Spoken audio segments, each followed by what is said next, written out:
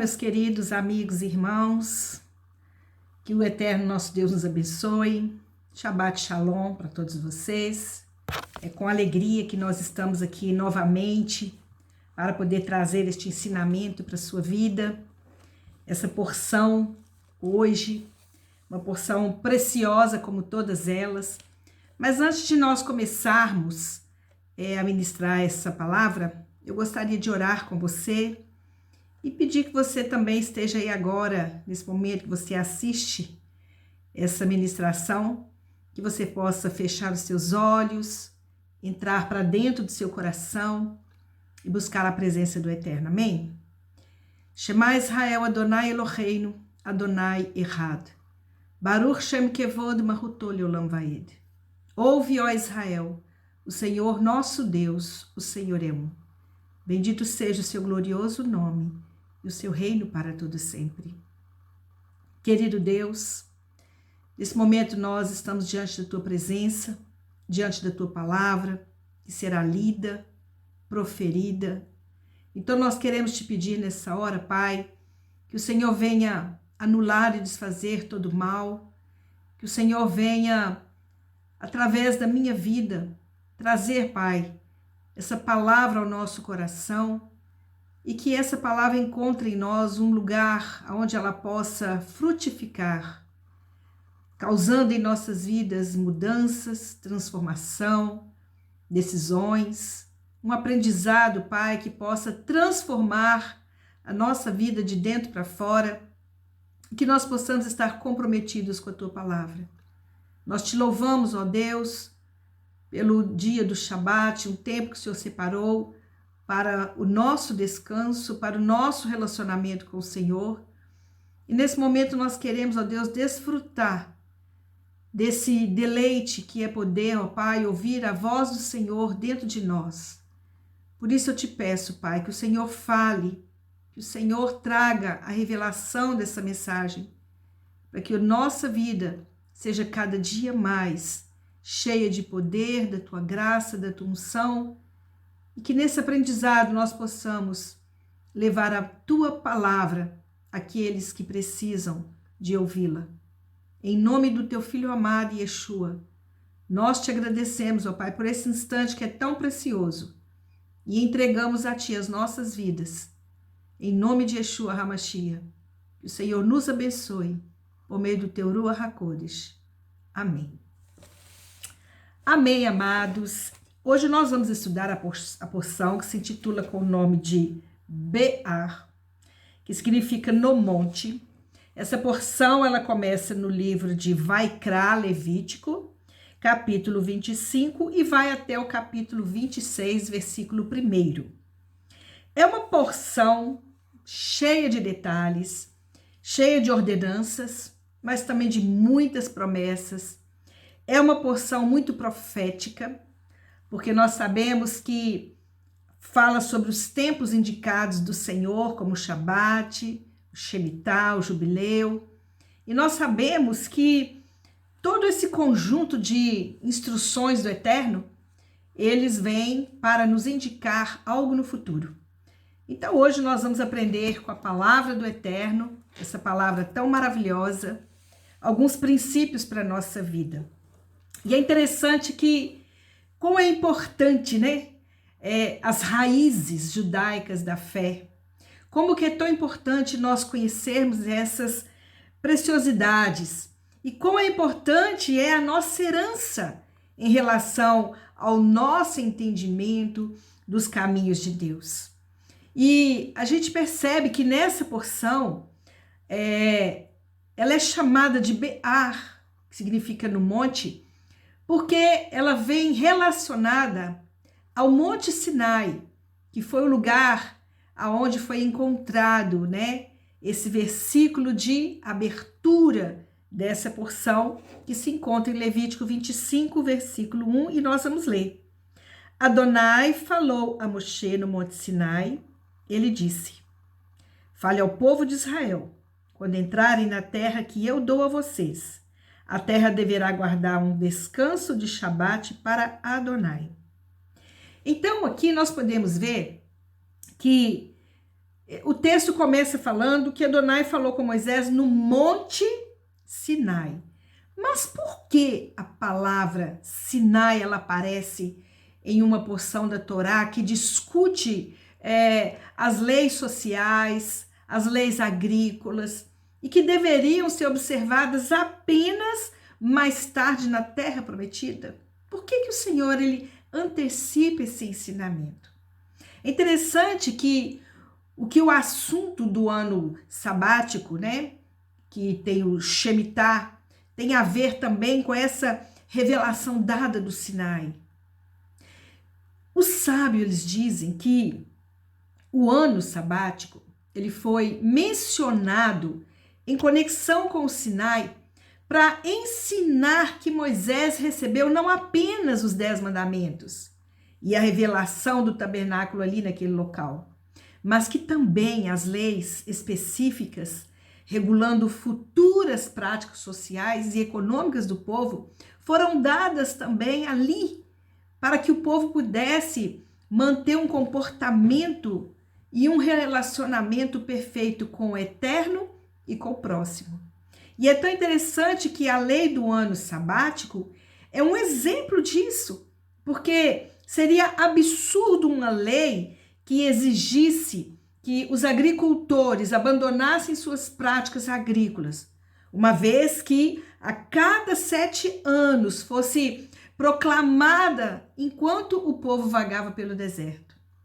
Então, qual a importância da tradição bíblica, judaica bíblica em nossas vidas?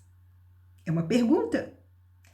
Queridos, é tão importante que não poderíamos entender nem mesmo a princípio, né? Ou seja, a primeira palavra das Escrituras, se nós não compreendêssemos essas coisas que o Senhor deixou para nós. Porque nós sabemos que a Bíblia ela é cultural e o Senhor ele traz a cultura do céu até nós, para nós entendermos como nós podemos manter um relacionamento com Ele e com o nosso próximo. Porque afinal a Torá, ela não vem com um dicionário embutido. Então, nós devemos confiar nos outros, né, para nos ensinar o significado de suas palavras. E Moisés foi o mestre do deserto, né? Aquele que ensinou o povo no deserto. E de fato, irmãos, o próprio conceito de Torá ou Escrituras está ligado à confiança e à comunidade. Isso é, os costumes, as interpretações, as traduções e até a sabedoria que explicam o significado das próprias palavras, né? Porque o conhecimento ele foi definido como crença verdadeira justificada. O que implica que nunca pode haver conhecimento sem confiança. Porque é ridículo pensar que podemos traduzir as escrituras no vácuo, sozinhos, sem a ajuda dos outros.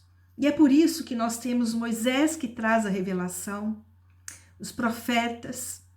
O Senhor também deu a revelação ao povo judeu, né, aos sábios, e depois traz Yeshua, que vem clareando tudo para nós, explicando em detalhes esses princípios tão maravilhosos.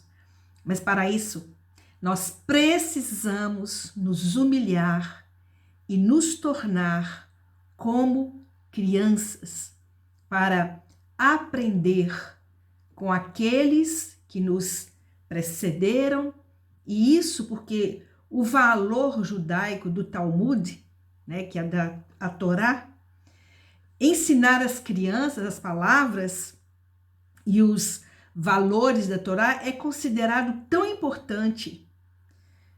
Como o próprio Talmud coloca, o mundo existe por causa da respiração da criança em idade escolar que estudam a Torá.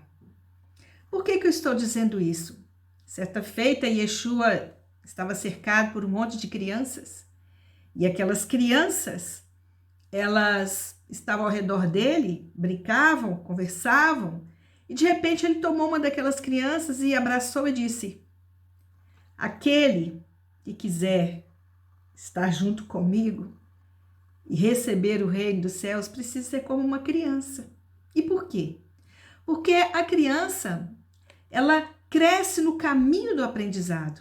Yeshua era um rabino e ele estava ali para ensinar. Então ele disse: olha, se vocês querem verdadeiramente ter o conhecimento do eterno, vocês precisam se tornar como crianças. Vocês precisam ser ensinadas. Vocês precisam aprender. E é por isso, queridos, que nós gastamos tempos e tempos dedicando a palavra, aprendendo a palavra, para poder também transmitir aquilo que o Senhor quer para as nossas vidas. Então eu te convido nesse momento a se assentar como discípulo ou como discípula, talmidim ou talmid masculino, talmidá no feminino, porque o Rabino Yeshua, ele traz a sua verdade, a sua palavra, e ele deseja falar ao nosso coração nessa manhã, nesse momento de Shabat, porque Shabat era um momento também separado para o ensinamento. Era um momento que eles se colocavam nas sinagogas, nos lares, e eles aprendiam. E nós sabemos que com o nosso Mashiach, nós vamos aprendendo no caminho, e ele vai nos ensinando todos os detalhes. Então essa porção, né, chamada Parashá Berá, Deus ele declara a Moisés que a terra, em cada geração, né, nós podemos servir melhor como fiadores dessa confiança. O versículo 1 e 2 diz isso. Fale ao povo de Israel: quando entrarem na terra que eu dou a vocês, a terra deverá guardar um descanso de Shabat para Adonai. Então a primeira coisa que o Eterno quer nos ensinar hoje, porque nós somos seus alunos, seus discípulos, é respeitar, é o dever de respeitar o descanso do Shabat. Por quê? Isso significa respeitar o dever de descansar a nós mesmos. Às vezes nós esquecemos que o Eterno, ele deixou essa ordenança porque ele quer nos dar um tempo de um presente para nós. E muitas vezes nós preferimos desgastar no trabalho com outras ocupações, ao invés de nos assentarmos aos pés do Mestre para aprender com ele. Então o Shabat é um tempo que o Senhor separou para o nosso bel prazer diante dele. E o descanso semanal do Shabat nos faz entender que Adonai, ele se preocupa em que nós venhamos acessar o sétimo dia para recuperar as forças, para ter comunhão com a família e ter mais tempo de buscar a presença dele. E assim, ele providencia para nós o maná. O maná foi dado no deserto, o povo recolhia na sexta-feira para no sábado descansar. Então, quando nós guardamos o sábado, o Shabat, nós demonstramos confiança de que ele proverá as nossas necessidades. Ele vai trazer para as nossas necessidades. Então, quando eu descanso no Shabat, quando o Senhor deixa esse mandamento, ele está dizendo aí, vocês vão guardar um descanso de Shabat para Adonai. Vocês vão separar um dia da semana chamado Shabat. E ele declarou ser o sétimo dia. Ele não disse que seria o primeiro, segundo, terceiro, mas ele disse o sétimo dia. Mas aqui nós vemos também no versículo 3 ao 7 que diz assim: semeie o campo durante 6 anos, durante 6 anos podem suas vinhas e juntem sua produção. No sétimo ano, porém, haverá um descanso de Shabat absoluto na terra, um Shabat para Adonai. Não semeie o campo, nem podem as vinhas. Não colham o que cresce sozinho das sementes deixadas por vocês na colheita anterior, e não recolham as uvas da vinha não podada. Será um ano de descanso absoluto para a terra. No entanto, o que a terra produzir durante o ano de Shabat será alimento para todos vocês. Você, seu servo, sua serva, seu empregado, para quem vive perto de você, seu gado e os animais selvagens da sua terra, tudo o que a terra produzir será usado como alimento. Olha que interessante. O Eterno pede no Shabat que nós venhamos a descansar. Mas no Shemitah, que é o 7º ano de plantio, o Senhor pede que a terra descanse. O descanso do 7º ano sabático nos faz entender que a terra que Deus nos dá, ela deseja também receber, aliás, ele, deseja receber um dízimo de um ano. E por quê? Porque Adonai, ele deseja que nós possamos confiar nele em qualquer lugar onde nós estivermos. No Shabat, ele quer que nós venhamos a confiar na provisão diária. E agora, ele quer dizer que nós temos que confiar que aonde nós estivermos, ele vai estar ali também cuidando dos detalhes da nossa vida, das nossas necessidades. É interessante que o povo estava prestes a entrar na terra. A terra, ela produzia muito, né? A terra de Canaã era uma terra que era uma terra de milagres. Lembra quando os espiões foram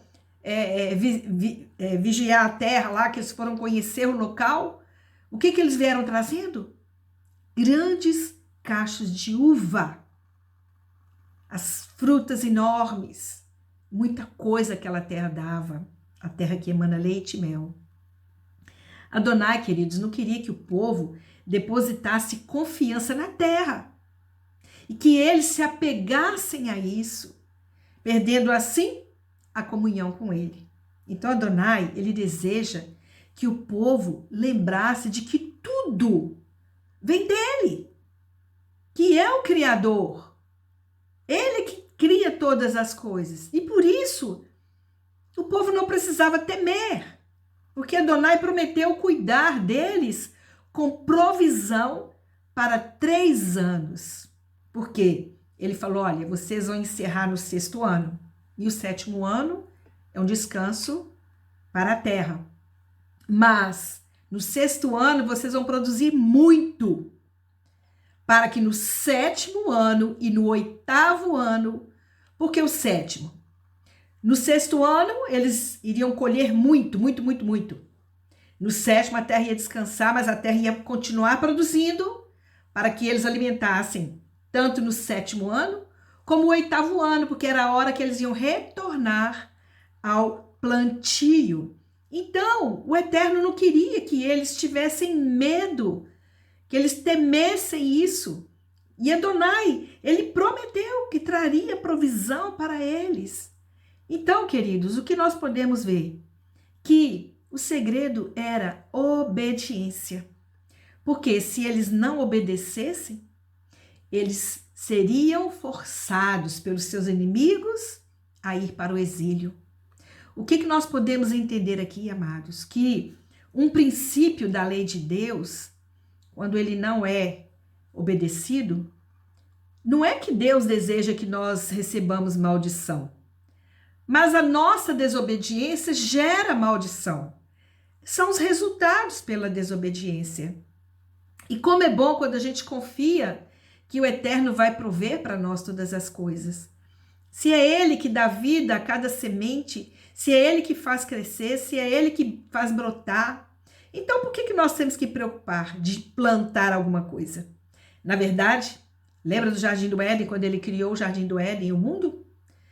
Ali diz que a terra começou a produzir os seus frutos, sem a intervenção do homem de semear nada, porque tudo vem do Eterno, tudo vem dele. Sabe, se você tem uma necessidade, não se preocupe. O Senhor, ele tem o poder de trazer à existência tudo que nós precisamos. O que ele quer é que eu e você possamos obedecê-lo. que nós possamos verdadeiramente confiar que Ele é o provedor. É tão bom quando a gente depende do Eterno para as coisas. É tão bom quando nós descansamos o nosso coração no Shabat, sabendo que nos 6 dias a gente vai conseguir produzir. Nós também ficamos tranquilos quando no Shemitah nós sabemos que, olha para você ver, um ano o povo descansando junto com a terra. Eles não precisariam de plantar, de regar, de fazer nada, porque a própria terra ia produzir o suficiente. É isso que nós precisamos viver, essa fé sobrenatural. Esses mandamentos, amados, vêm para nos ensinar a confiar no Senhor, porque o Eterno não queria que eles entrassem na terra de Canaã e depositassem confiança naquela terra, porque eles sabiam que a terra produzia coisas, né, maravilhosas, mas o Senhor não queria que eles se apegassem àquela terra, mas que eles pudessem crer que tudo o que eles tinham vinha do Eterno. E é isso que eu e você precisamos também de colocar essa nossa confiança. No caso aqui seriam 3 leis para a lei de Shemitah, né? Além da lei de Shemitah, na lei de Shemitah seria 3 coisas que o Eterno pediu para que eles pudessem praticar. A primeira coisa é que um judeu não poderia trabalhar a terra em Eretz Israel, ou seja, na terra de Israel. Eles não poderiam trabalhar na terra, a terra tinha que ficar descansando. Segundo, que os frutos do ano Shemitah, eles são sagrados e eles não pertenciam ao agricultor. E é por isso que qualquer pessoa podia colher. Podia abrir as terras e as pessoas entrarem e apanharem ali as frutas, aquilo que eles estavam produzindo. Porque aquilo que estava ali não vinha do homem. É ele que dá a semente, é ele que dá a terra, é ele que dá a vida. Então o Senhor estava ensinando o povo a desprender das coisas da terra. E é isso que nós precisamos aprender nesses tempos, porque Yeshua tem preparado para nós uma Canaã. Mas se nós ficarmos presos ao tempo, que é o Shabat, porque se um dia nos controla, eu não consigo parar um dia, se o tempo me controla, eu sou escrava dele. Se eu não consigo deixar de trabalhar na terra um dia, e a terra me controla, o que a terra produz, a ganância pelas coisas, sabendo que tudo vem do Eterno, isso me controla? Então, amados, existe um outro fato, que é o perdão dos empréstimos. Então, nós podemos ver que é tão interessante que este mandamento, ele ainda está operante em Israel. Talvez você pense assim, mas será que Israel ainda tem Shemitah? Tem Shemitah. Porque nesse período dos 7 anos, quando eles têm que ficar parados, eles não vendem os produtos que nascem nessa época. Eles não exportam os produtos. E os rabinos dizem, né, que acreditam que o Mashiach, ele virá no final de um ano Shemitah. E é por isso que eles obedecem, porque eles estão contribuindo para este evento. Eles estão trazendo a existência ao Mashiach. Então eles pensam, vamos obedecer, porque pode ser no final desse ano Shemitah, porque o 8º dia fala de quem? De Yeshua. Yeshua é o 8º. O 8º tempo, o 8º lugar onde o Senhor está preparando para nós, né? A soma do nome de Yeshua é 8. Então, nós sabemos que o número 8, ele é um número como se fosse algo oculto, o que ainda está por vir. Porque aqui o Senhor pediu um dia da semana, né? Dos 7 anos, e ainda nós vamos ver outras coisas, que é o jubileu, que são os 50 anos. E é tão interessante que nessa porção o Senhor nos chama também a experimentar a libertação. Quando ele diz aqui, ó, contem 7 Shabatot de anos 7 vezes 7 anos, isso é 49 anos.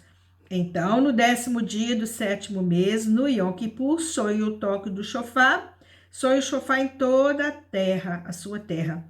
E consagrem o 50º ano, anunciando a liberdade por toda a terra a todos os seus habitantes. Será o Yovel para vocês. Cada um volte para a terra de sua propriedade, a sua família. Esse 50º ano será um Yovel para vocês. Nesse ano não semeiem, nem colham o que cresce sozinho, nem juntem as uvas de vinhas podadas. Trata-se do jubileu. Ele será sagrado para vocês. Tudo o que os campos produzirem alimentará a todos. No ano de jubileu, cada um de vocês voltará à terra que lhes pertence. Então, nós estamos vendo aqui que o Senhor nos pede um dízimo do tempo, Ele nos pede um ano de dízimo da terra, e depois Ele pede 50 anos de libertação. Ou seja, esse jubileu é uma sequência de 7 Shemitot, ou seja, de 7 Shemitah, né? Então, quais são essas ordens aqui?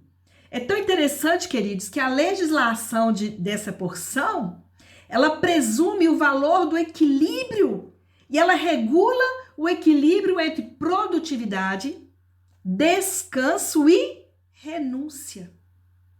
É o que o Senhor deseja de nós, que nós possamos produzir, mas Ele quer que a gente descanse e que a gente renuncie. Isso se traduz em obedecer. E aqui está falando que nessa sequência de Shemitah, Shemitot, o que deve ser feito? Guardar a terra como se guarda em um Shemitah, né? Que não podem semear, não pode podar e nem juntar nenhum produto agrícola. Ou seja, um descanso do Shabat, um descanso de um ano Shemitah e um descanso de 7 sequências de 7 Shemitot. O que o Senhor quer? Ele quer trazer liberdade absoluta para todos escravos hebreus. Ele quer devolver todos os campos para os donos originais. E é tão interessante, por quê que aquele dono perdia a sua terra?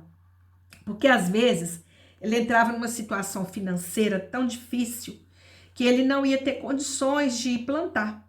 Então ele arrendava aquela terra para uma pessoa, um parente mais próximo, e aquela pessoa então comprava na mão dele aquela terra, né? Mas depois de 50 anos ele teria que devolver. Ou seja, ele plantava e essa pessoa ainda podia também desfrutar daquele que estava sendo plantado. E no 50º ano jubileu, essa pessoa que havia adquirido, né, essa terra, ele teria que devolver para aquela pessoa que era a dona original. Olha como que o nosso Deus é um Deus justo, não é verdade? Olha, queridos, eu vejo tudo isso tão profético, sabe? O Shabat é um tempo profético, o Shemitah é um tempo profético e o Jubileu é um tempo profético. Por quê?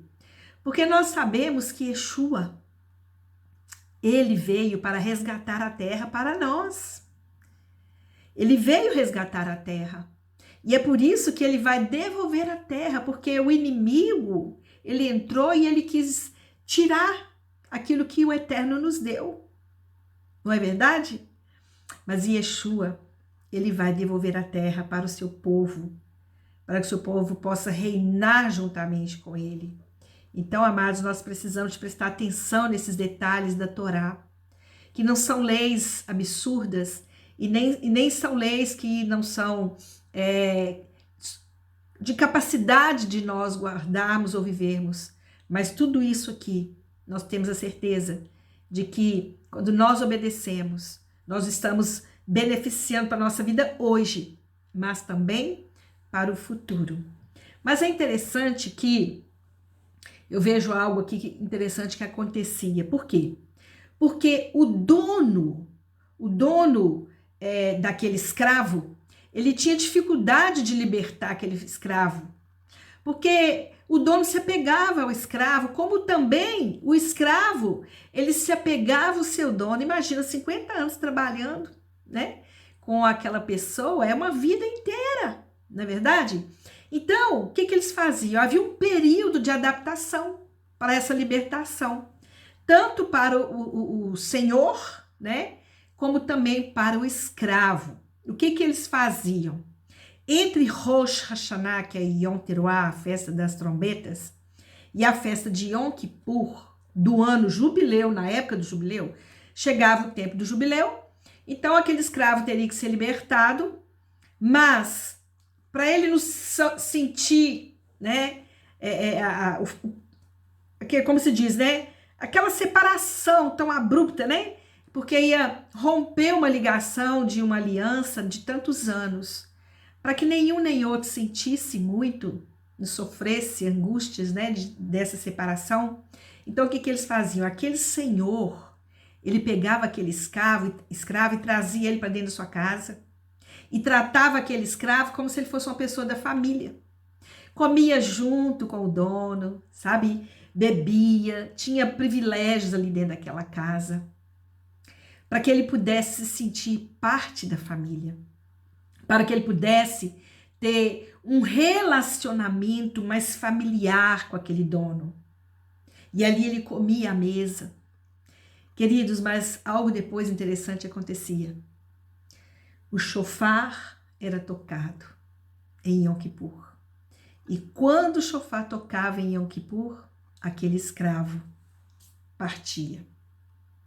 Ele ia para seguir o seu destino, né? Dar continuidade à sua vida. Sabe por quê, irmãos? Porque Adonai, ele nunca se agradou de que os seus filhos fossem escravos uns dos outros, mas somente dele. Nós não nascemos para ser escravo das pessoas, nós podemos servir as pessoas. Mas como o próprio apóstolo Paulo disse, que ele era escravo de Yeshua, ele era servo de Yeshua. Então nós podemos aprender esses detalhes nessas porções tão maravilhoso. E vai chegar o dia, queridos, que nós também vamos receber a nossa carta de, né, alforria. Nós vamos ser libertados das prisões, né, desse mundo, porque nós vamos apenas servir o nosso eterno. Nós vamos viver apenas para o nosso eterno. Nós não seremos mais escravos do mundo, desse mundo que nos coloca debaixo de tanto jugo, de tantas aflições. O Senhor, quando Yeshua voltar, nós vamos voltar para casa com Ele. E nós seremos libertados, porque haverá um jubileu para nós. E o Yom Kippur, ele vai acontecer, porque é o tempo do perdão, do arrependimento. Sabe para quê? Para a próxima festa, para nós entrarmos no tabernáculo e tabernacular para sempre com o nosso Mashiach. É tão maravilhoso a gente saber desses detalhes, porque a gente presta atenção que Be'ar, que é a paraxá de hoje, ela afirma que a terra pertence a Adonai. Então, nós sabemos que essa terra, ela deve ser permitida apenas observar o que o Eterno quer, que são os seus sábados. A sensibilidade de que a terra de Israel, ela tem uma responsabilidade própria para com o Criador, que é reconhecer a independência da natureza em relação à humanidade. A terra, ela deve ter permissão, assim como os servos humanos, para louvar a criação através do Shabat. Como diz nas palavras do salmista, né? No Salmo 150, que diz: Kol Han Shama Tehalel Yah. tudo o que respira louva a Deus. A terra, ela deve expressar sua própria gratidão. E é isso que o Eterno deseja. Porque a independência da natureza, ela é alardeada no Yom Kippur após uma contagem regressiva de 50 anos. É quando nós devemos, como o sino da liberdade traduz o versículo, proclamar a liberdade em toda a terra a todos os habitantes. Como diz aqui no versículo 25, que diz, olha, vamos caçar o 25. Isso é, se um de vocês comprar o que o seu parente vendeu, se o vendedor não tiver ninguém para fazer o resgate da terra, mas enriquecer o suficiente para resgatá-la, calculará o número de anos desde a venda da terra, ressaciará o excedente ao comprador e ele voltará a ser sua propriedade. Então, queridos, o que nós podemos ver aqui? Que, aliás, irmãos, não é versículo 20, é o versículo 10. Deixa eu ver aqui, peraí. Minha Bíblia tem umas letrinhas muito pequenininhas. Então, vamos aqui, ó. E consagrem o 50º ano, anunciando a liberdade por toda a terra a todos os seus habitantes. Será um jubileu para vocês, cada um volte para a terra de sua propriedade, a sua família. Então, o que nós podemos ver aqui? Pelo qual se pretende que entendamos que, como nossos dias estão contados, o truque é fazê-los valer a pena. Por quê? Porque a própria palavra de Deus nos ensina isso, amados. Por que Ele quer dar liberdade para nós? Por que Ele quer que toda a terra tenha liberdade? Por que Ele quer que se proclame libertação? Porque Ele quer que haja um desapego. Porque ninguém quer morrer, não é verdade? Quando se fala assim de morrer, de ir para o céu, a maioria das pessoas estremece. Por quê? Porque elas têm apego à terra. Mas o jubileu faz-nos aprender isso, que nós precisamos de desprender do tempo, da terra, das coisas deste mundo, porque nós nos apegamos muito às coisas deste mundo, né? Nós precisamos contar essa libertação, nós precisamos celebrar essa libertação, ou podemos viver com medo dela. Porque a própria palavra diz isso.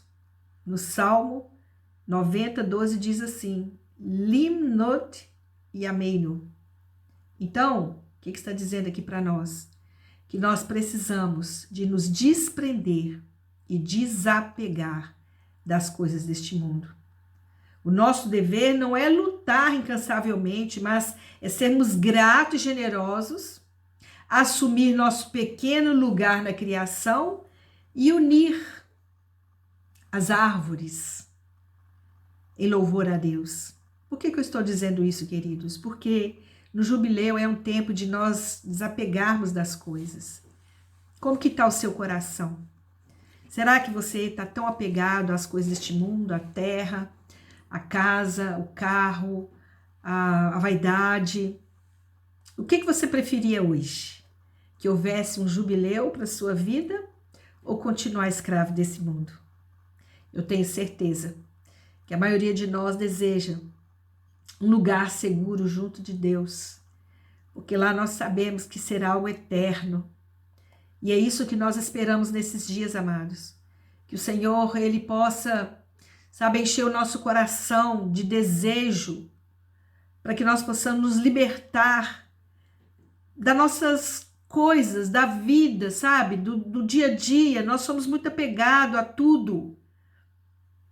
Às vezes uma mudança na nossa vida, ela causa tanto desacerto, desconcerto, tira tanto às vezes, até rouba a nossa alegria. Mas eu creio que esses tempos indicados do Senhor, Shabat, Shemitah e Jubileu, eles vêm para nos fazer desprender das coisas deste mundo. E aqui nós podemos ver que subjacente às leis de Behar, que está a obrigação de cuidar uns dos outros, de não deixar ninguém desabrigado, porque aqui a palavra diz: assim vocês não tirarão vantagem um do outro, mas temerão o seu Deus, pois eu sou Adonai, o Deus de vocês. A Torá, além de dar para a gente essas instruções, sabe por que ele está dizendo aqui para nós? Que nós também temos a obrigação de cuidar uns dos outros, como diz em Levítico 25 aqui. Porque ele diz: não prejudiquem uns aos outros, mas temam o seu Deus. E a gente só consegue ajudar as pessoas de verdade quando nós somos desprendidos das coisas. Então, queridos, uma das coisas que o Eterno deseja de nós é que, além de obedecermos os tempos indicados dele, nós precisamos também, que é uma ordem do Senhor, tratar bem as pessoas. E é por isso que alguém resgata a terra ali, para que aquela pessoa tenha provisão. Sabe, é todo um conjunto de coisas que o Senhor deixa como leis para cuidar de nossas vidas. Então, aqui que ele está dizendo aqui para nós, para a gente não tratar as pessoas com falsidade. Muitas vezes nós prometemos coisas às pessoas e não cumprimos. Nós enrolamos as pessoas. Muitas vezes fazemos as pessoas de tola. Sabe aquela pessoa que entra dentro de uma loja? Eu já vi gente fazer isso. Entra dentro de uma loja e faz o vendedor... Deixa eu beber uma aguinha aqui, irmãos. Faz o vendedor... Vocês desculpem o meu copinho aqui, mas é porque eu gosto de beber água nesse copinho, que a água fica mais geladinha. Faz o vendedor descer as roupas todas das prateleiras. E olha, e no final ela fala: ah, depois eu volto aqui, vou ver se eu compro. Nós não podemos fazer isso não, irmãos. Enrolar as pessoas, isso é espírito de falsidade. E como nós encontramos pessoas assim, pessoas que abusam da bondade das pessoas, dos outros. E aqui a Torá nos ensina isso nessa porção, que não é só guardar Shabat, Shemitah e Jubileu, é tratar bem também o nosso próximo, é sermos generosos com as pessoas, falar com educação com as pessoas, tratar as pessoas de maneira como se elas fossem a gente mesmo, como a gente gostaria de ser tratado. Então, que nessa porção nós possamos aprender esses detalhes maravilhosos que a Torá nos ensina. Mas, aqui no versículo 23, tem um segredo muito interessante aqui. Não vendam a terra em caráter definitivo, pois a terra é minha. Vocês são apenas estrangeiros e moradores temporários. Aqui está dizendo que a terra pertence ao povo de Israel. É isso? Isso é um slogan, queridos, de uma longa data dos sionistas religiosos. Mas nós podemos ver que não é isso que a palavra diz. O que está dizendo aqui, e é o que nós precisamos entender e ouvir, que a terra de Israel não pertence ao povo de Israel. Pelo contrário, é o povo de Israel que pertence à terra de Israel. É tão tremendo isso, porque a porção da Torá dessa semana, ela fornece a explicação. Que a terra não pode ser vendida perpetuamente, diz a Torá. Porque a terra é minha, e vocês são residentes e peregrinos comigo. Ou seja, a terra pertence ao Eterno. E nós não somos mais do que seus inquilinos sobre ela. Quando eu falo nós, queridos, é porque eu me vejo como povo de Israel. Eu não moro lá na terra de Israel, mas eu me sinto parte desse povo. Então, certamente, de acordo com a Torá, Deus, nos prometeu a terra como uma herança eterna. Mas o Todo-Poderoso não nos concedeu a propriedade. Nós moramos na terra ao seu prazer, sempre sob condições. É por isso que o Senhor falou com Abraão no passado. Ele foi informado por Deus no livro de Gênesis que seus filhos mereceriam herdar a terra, mas somente depois de 4 gerações. Por quê? Porque o pecado dos amorreus ainda não estava completo. O que nós podemos ver? Que significa que Deus ele não traria os descendentes de Abraão para a terra até que os atuais ocupantes merecessem ser expulsos dela, até que aquela mancha moral do mau comportamento daquele povo que estava ocupando ali a terra, os amorreus, eles não poderiam entrar, porque o Senhor não toleraria que o povo dele morasse numa terra no meio do pecado. Então, amados, o que nós podemos ver? Que talvez seja isso que torna a terra de Israel a terra santa. Porque aqueles que moram lá, eles o fazem com a condição de que as suas ações, elas estejam à altura das exigências morais de Deus. E é por isso que nós temos que guardar a Torá. É por isso que nós obedecemos às leis de Deus, porque as leis, elas fazem parte da terra. Todo lugar, todo país tem a sua Constituição. E a Torá é a Constituição do Eterno para aqueles que querem viver na terra que ele separou para os seus. Então, nós podemos ver que o mesmo ponto ele é enfatizado com a força na porção da Torá que nós lemos apenas algumas semanas atrás, quando nos disseram que o povo judeu será vomitado pela terra se eles não viverem de acordo com os padrões morais de Deus, os padrões que Deus exige. Então, assim como a terra vomitou os seus primeiros habitantes, amados, é muito sério quando nós nos colocamos a seguir o Eterno. Ele exige isso de nós, porque um rabino chamado Menahem, ele disse o seguinte, que nós pertencemos à terra, que nós somos servos de suas exigências morais. Por quê? Porque a moralidade divina, ela é personificada como a consciência moral da terra. Viver na terra não é um direito, mas é um privilégio, mas traz consigo certas obrigações. E nós precisamos estar preparados para nos submetermos a essas obrigações. Como que você está? Está disposto a servir o Eterno em obediência? Porque essa é a única maneira de nós podermos entrar na terra e poder dar aquela terra e conviver com o povo do Senhor juntamente com o nosso Mashiach.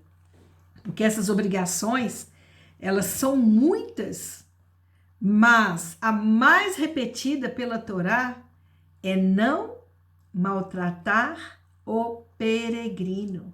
Sabe por quê? Porque Israel também foi peregrino. Porque Israel foi peregrino, sabe aonde? Na terra do Egito. Nós somos os peregrinos de Deus na terra, querido. E nós sabemos que muitos que estão lá em Israel são peregrinos lá dentro também, que estão lá peregrinando, né? Tem muitos gentios que estão no meio do povo de Israel e estão ali tentando aprender com aquele povo, mas eles precisam aprender esses princípios morais. Mas muitos estão lá porque eles querem desfrutar do que a terra produz. E é tão interessante que o livro de Deuteronômio, ele nos adverte sobre essa mentalidade de meu poder e minha força me deram toda a riqueza. Sabe por quê, irmãos? Muitas pessoas, elas querem buscar poder, mas o poder ele corrompe. E o Eterno não deseja isso. Ele deseja que nós estejamos submissos à sua palavra. Somente esses vão realmente receber a terra como herança. Mas aqueles que querem o poder, apossar, ser dono, esses não vão, eles serão expulsos dessa terra. E é tão interessante que pela primeira vez em 2000 anos, o povo judeu, eles têm o poder político e também militar real, né? E eles têm deixado que isso suba a cabeça deles, né? E pior ainda, porque isso corrompe a ideologia religiosa, né? Os judeus, eles têm agido como se a promessa de Deus da terra fosse equivalente à propriedade absoluta, e como se a propriedade absoluta os permitisse violar a Torá. Pois muitos judeus, eles têm comportamento mundano. Se você for em Tel Aviv, você vai ver lá, cheio de droga, homossexualismo, pecados da carne, imoralidade, perversão, bebedice. Celebram o Shabat se drogando. Então, o povo está todo corrompido. Mas a terra, ela é santa porque ela pertence ao Eterno. Todo mundo tem um pedacinho de terra nesse mundo. Aqui onde eu moro, me pertence esse lugar onde eu moro. Você na sua casa. E o Eterno, ele separou no meio desse mundo todo. O lugar que ele escolheu foi o pior lugar. Um lugar seco, sem água, terra, pedra, vento. Mas era um lugar onde a glória dele permanece. Sabe por que o Senhor escolheu esse lugar que ninguém desejaria? Para que ele fosse reconhecido ali. Porque ele transformou aquele lugar num jardim. O único rio que rega a cidade, alimenta aquela cidade inteira. Ele faz a chuva cair. Ele faz a geada derreter e inundar todo o deserto. É uma terra de milagres, é uma terra onde se vê o poder de Deus manifestado. Quando eu fui em Israel, eu fiquei assim observando aquelas ovelhas no meio do deserto. Eu fiquei pensando como que esses animais alimentam, como que eles bebem água. Porque é um espaço muito seco. Porque, como dizem em Deuteronômio, é um lugar, queridos, que eles bebem as águas das chuvas que vêm lá do céu. E é isso que o Eterno quer, que nós sejamos esse povo dependente dele. E é por isso que a terra foi nos dada. E ela é santa, porque ela é o lugar que o Senhor separou para a habitação dele aqui nesse mundo. Deus deseja ter uma casa aqui também na terra. Ele deseja, e ele escolheu esse pedaço de terra que ninguém queria ter. Tanto que quando o Abraão estava junto com Ló, ele falou, escolhe o lado que você quer. E Ló escolheu o lugar onde tinha as campinas de Sodoma e Gomorra, onde tinha água. E Abraão olhou para aquele lugar, mas ele não olhou para as pedras, para a areia. Ele olhou lá no final de tudo, porque ele sabia que aquele lugar é um lugar de milagres, um lugar de viver na dependência do Eterno.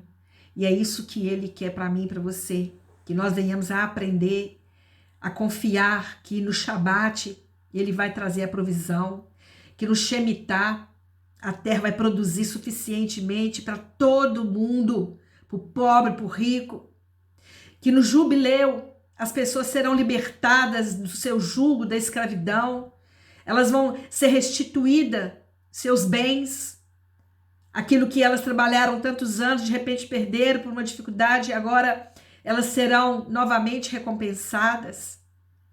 O Senhor quer isso, querido, mas Ele chama a nossa atenção para nós tratarmos uns aos outros nessa terra que é dele, tratarmos com generosidade, porque é dele o lugar, não é nosso. Como que eu posso tratar as pessoas à minha maneira se o lugar não é meu? Você pode entrar dentro da minha casa e tratar mal as pessoas na minha casa? Não pode. Então, se a casa é do Senhor, a terra é dele, Por que nós estamos aí, ó, né, competindo, brigando? É rancor, é mágoa, é sentimentos ruins, é tanta coisa que aflora os nossos ânimos. Nós não podemos ter comportamentos que não agradam o Senhor. É tempo de tirar o pecado da nossa vida. É tempo de santidade. Nós temos que se santificar porque a terra é santa. E para pisar na terra tem que estar com a vida de santidade. Queridos, Israel está à beira do desastre. E é preciso incorporar, né, em sua ideologia religiosa a sensibilidade ética que nossa presença nela exige, de que a terra de Israel não pertence ao povo judeu.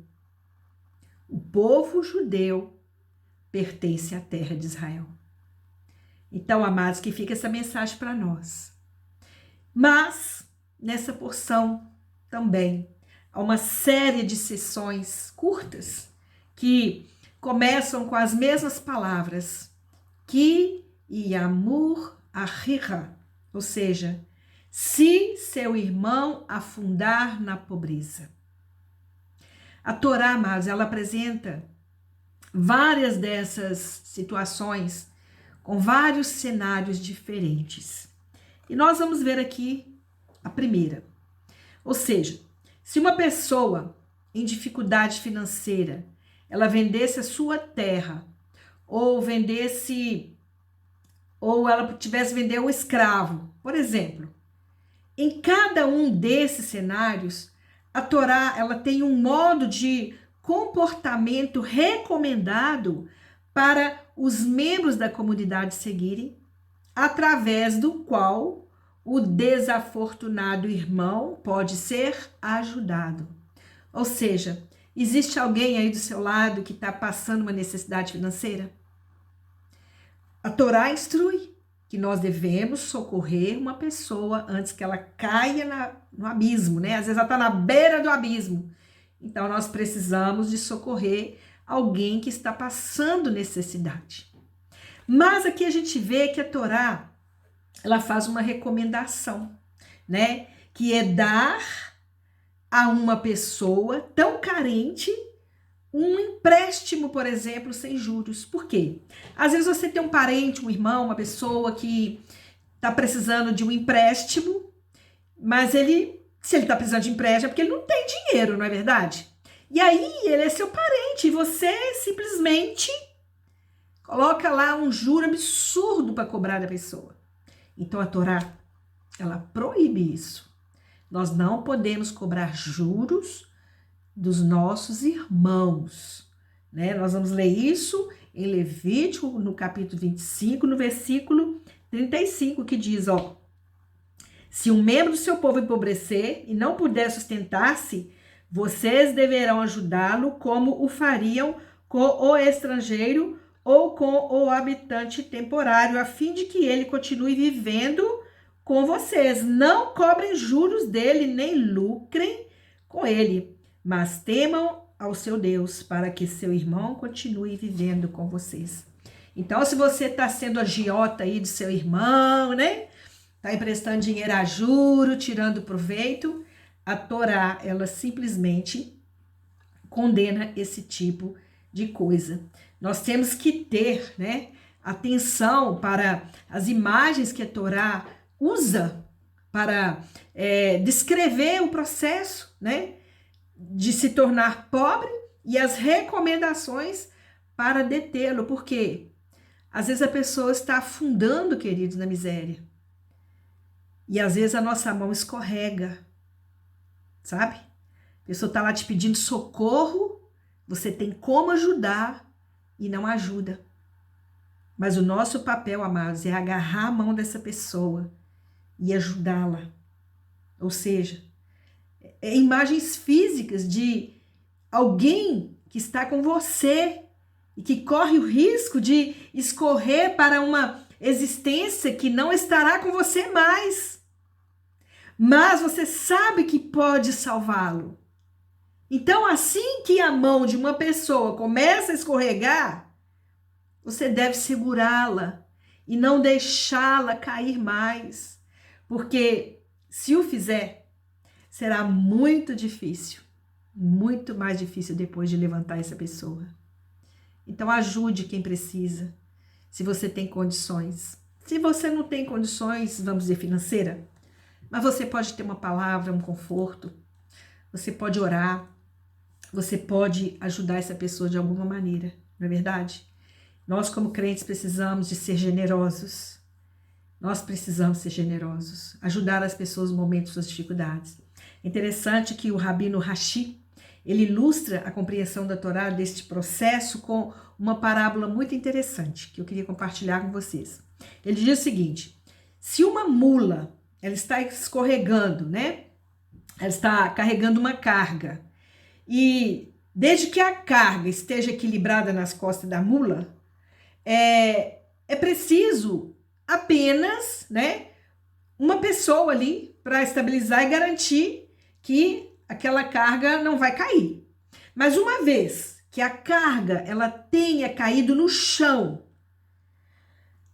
até 5 pessoas às vezes terão que ajudar a levantar aquela carga novamente. O que essa mensagem está querendo nos ensinar? Que nós somos chamados pela Torá a ser suficientemente sensíveis ao nosso irmão, ou seja, estar com ele.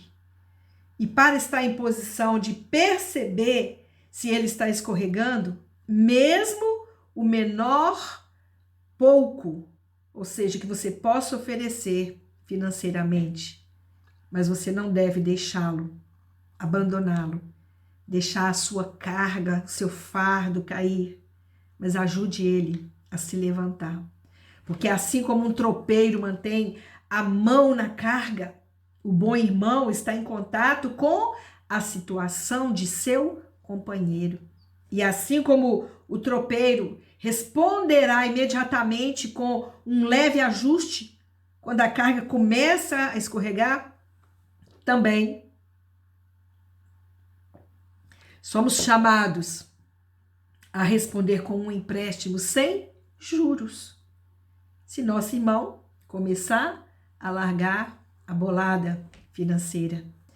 Sabe, meus irmãos, permitir que uma pessoa escorregue, que caia, é perder tudo. Antes que estejamos dispostos a ajudá-lo, é uma perversão da interação central da Tzedaká, que é a caridade.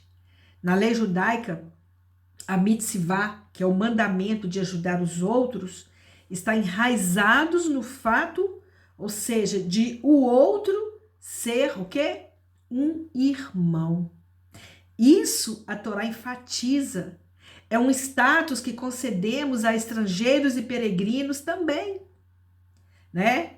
Ser irmão com você, que ao mesmo tempo desencadeia a obrigação de ajudá-lo. Isso dá para nós, irmãos, a capacidade e define os parâmetros que nós devemos prestar a esta pessoa. Só se estiver perto do meu companheiro e da sua situação com ele. Só se for sensível à menor ameaça, ao bem-estar financeiro, eu posso dar os passos necessários e nessa fase inicial ainda pequenos para ajudá-los a tempo, antes que se torne um grande problema. Sabe, a nossa proximidade, a sensibilidade para com essa pessoa que precisa, é o meu empenho em manter essa proximidade.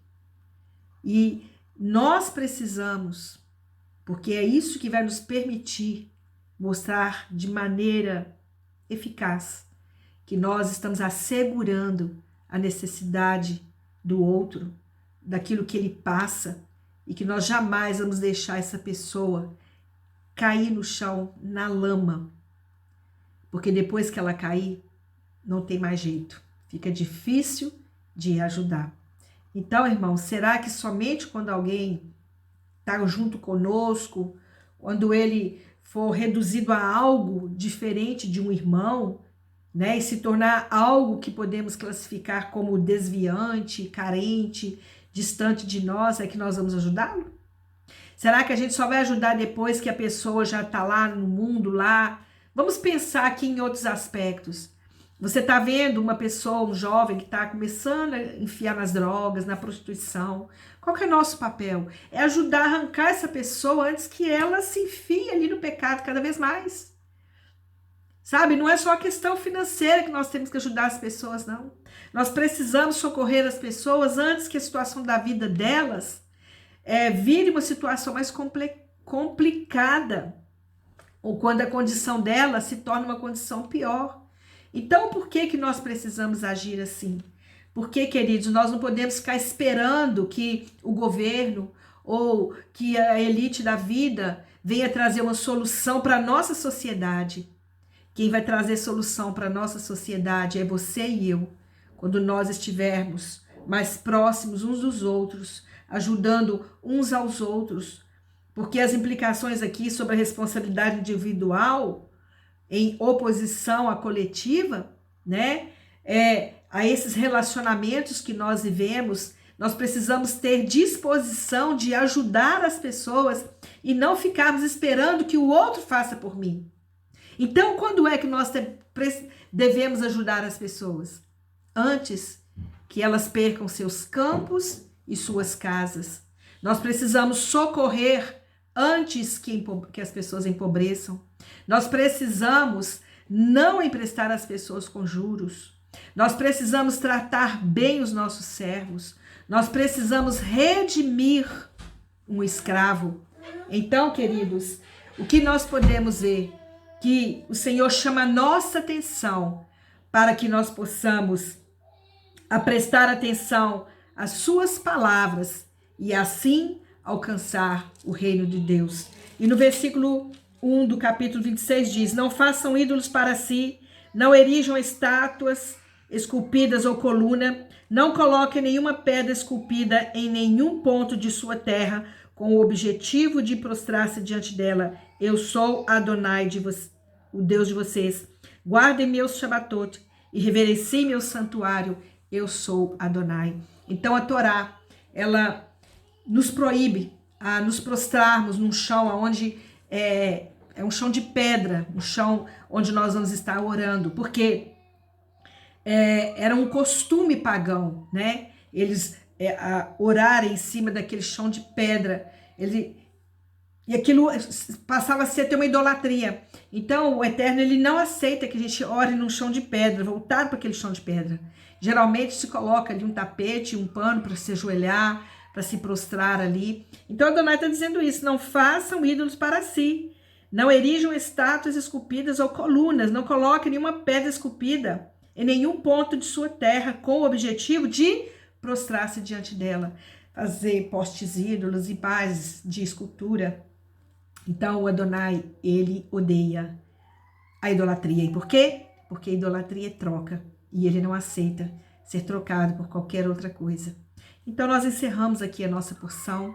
Que o Eterno possa abençoar a sua vida, que o Senhor possa encher seu coração de shalom, e que essa mensagem, talvez muito difícil de entendimento, mas que ela possa chegar até seu coração de uma forma suave e trazer para a sua vida grandes mudanças. Amém?